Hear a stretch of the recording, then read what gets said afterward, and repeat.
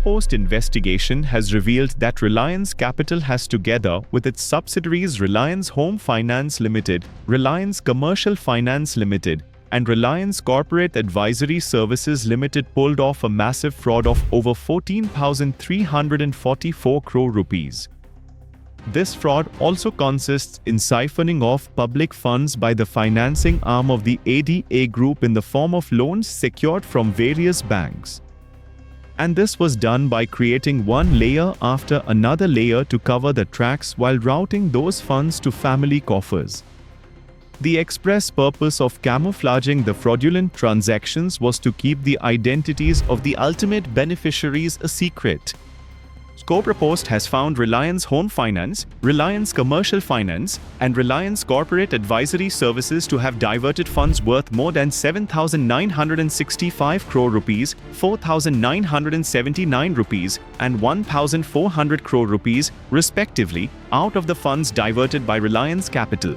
The source of these funds, you guessed it right, was 37,000 crore rupees that Reliance Capital, along with Reliance Home Finance, borrowed from various banks which they didn't bother to repay.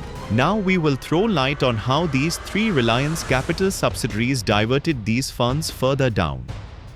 As analysis of documents accessed by Cobrapost has revealed, Reliance Home Finance has over the years diverted a sum of 7,965 crore rupees by advancing loans to 49 entities.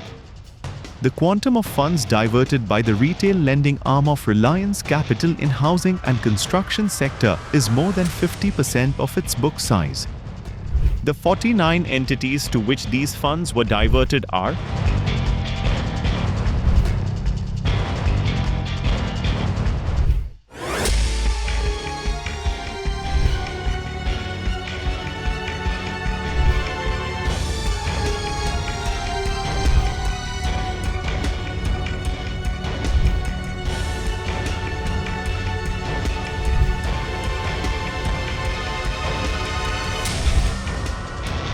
You heard it right.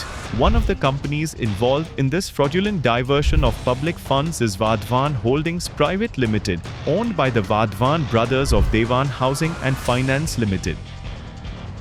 In a typical round-tripping exercise, however, the diverted funds found their way to 14 Dhirubhai Ambani Group companies, making themselves as much richer at the expense of the lenders and the shareholders of Reliance Capital. The list of beneficiary companies compiled by Cobrapost has all big and smaller from the Dhirubhai Ambani Group stable. 4 of these companies shared among themselves more than 7,712 crore rupees in diverted funds, with Reliance Capital receiving 2,359 crore rupees, Reliance Commercial Finance 2,278 crore rupees, Reliance Infrastructure 1,559 crore rupees, and Reliance Home Finance 1,514 crore rupees.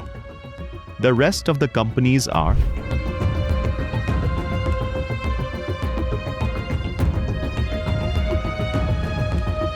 It will not be out of place to recall that Reliance Capital had an outstanding debt of 18,483.02 crore rupees in March 2011.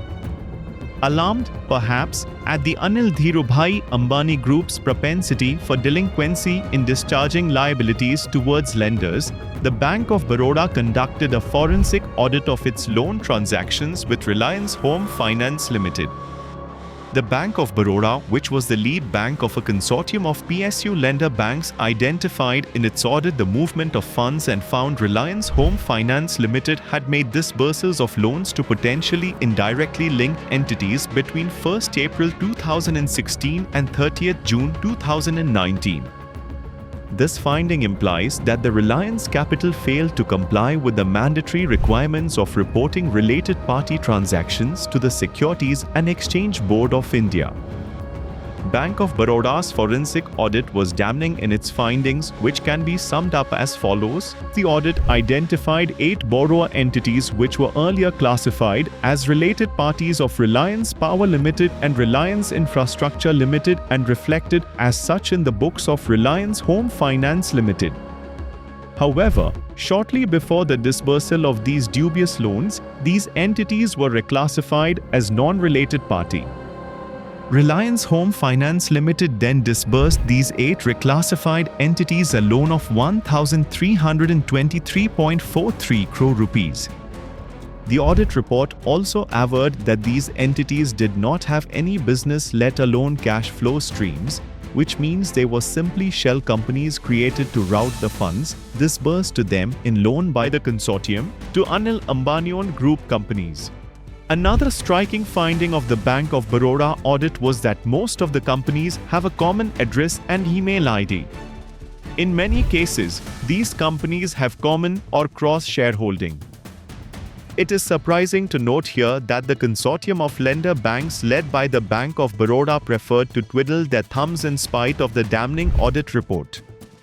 They did not invoke the corporate guarantee given by Reliance Infrastructure and Reliance Power to recover the unpaid dues or file an FIR under the various provisions of the Companies Act of 2013 and Bharatiya Nyaya Sanhita for fraudulently siphoning off funds worth 1,323.43 crore rupees to shell entities even when they had solid evidence.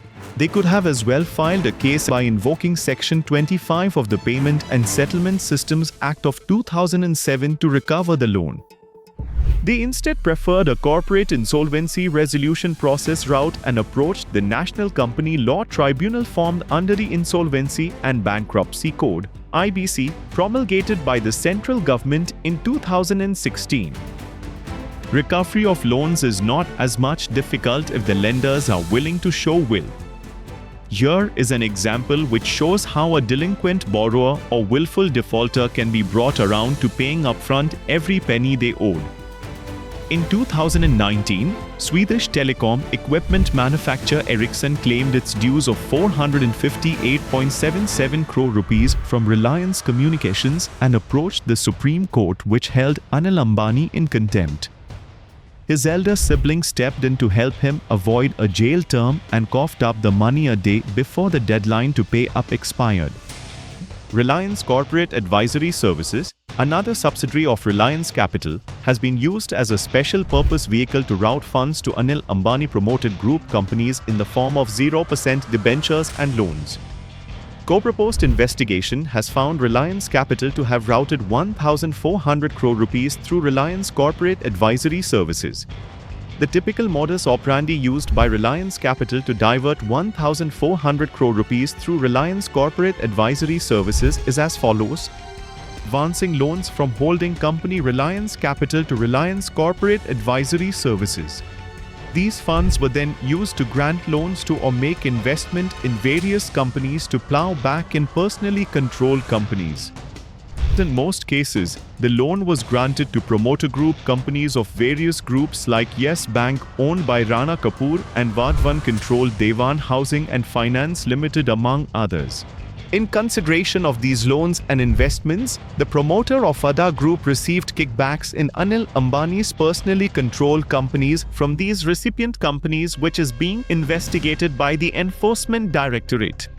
The value of transactions involved is 1,400 crore rupees, typically a round-tripping transaction to siphon off funds from the company and to hide the blatant fraud from regulatory agencies, auditors and stakeholders. Reliance Home Finance Limited and Reliance Commercial Finance Limited together extended a sum of 288 crore rupees in loan investment to Vadhavan Holdings.